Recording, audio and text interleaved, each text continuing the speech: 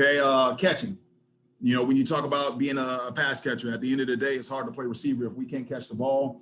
And the biggest thing that we always talk about is eats, right? That's eyes, attack, tips, tuck, and score. Okay, so the first thing that I always feel like the receiver catches the ball with is his eyes, right? So we want to sit there. Our eyes should be late out of the break at the top of the route, but if we see the ball thrown, we got a better chance at catching it.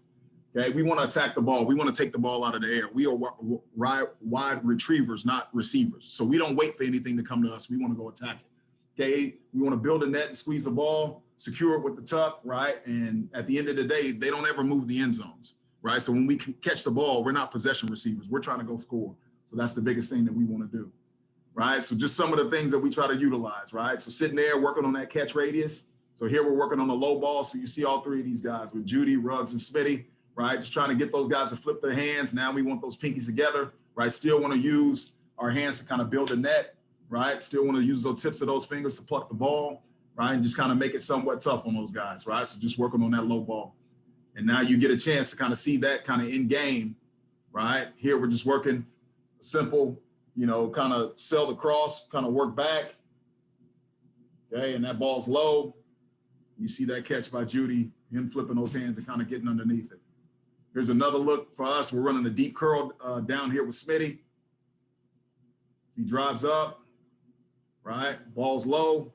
At the end of the day, right? I typically tell those guys, right? Because we have those receivers that we see all the time or we hear all the time. Like, coach, he threw it low.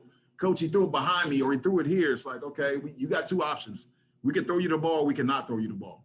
Which option do you want? All right. And most of them say, hey, throw me the ball. Exactly. So sometimes we have to make the quarterback look good. Right. So that's a damn good catch by Smitty right there. Picks it up off the shoelaces. Okay. Still working on that catch radius. We'll work the back hip, back shoulder, right? Getting those guys somewhat also kind of working a tight turn. So now they don't have to worry about fighting the ball, right? We want to drop that back hip a little bit, open up with the ball, just kind of working on that catch radius, right? Because that ball won't always be in a perfect spot. Okay, so now as we sit here, you see Ruggs on a crossing route. Okay, ball's a little back shoulder, a little high, right? So he can't sit there and make that catch and fight across his body, right? So there you see him, right? Sit there, drop that back hip, open up with the ball, still gives himself a chance at a catch and run opportunity. Okay, and the other thing is, when we're out there, like we want to still make it as chaotic as possible, right? So this is what we're trying to do just as far as attacking the ball. You see Judy right here, trying to make sure that we get some of those guys with some contact courage because there's going to be times where contact is imminent, right? And we'll talk about different ways to kind of protect our body, giving the defender our back, but we also want to run through the catch, right? So as the ball's in the air and if we got to wait for it, we want to go meet it. Okay, so as you guys see here at the top of the route, still working that deep curl right here, and you see number 6 right here, Smitty, right? Even when contact's imminent, going to go attack the ball, right? Puts himself in between that defender and the ball. We want to always be the meat of the sandwich, right? And what I mean by that, if we're in between the defender and the ball, we give ourselves a chance to make that catch and make a play. Okay, so more catch drills that we'll do.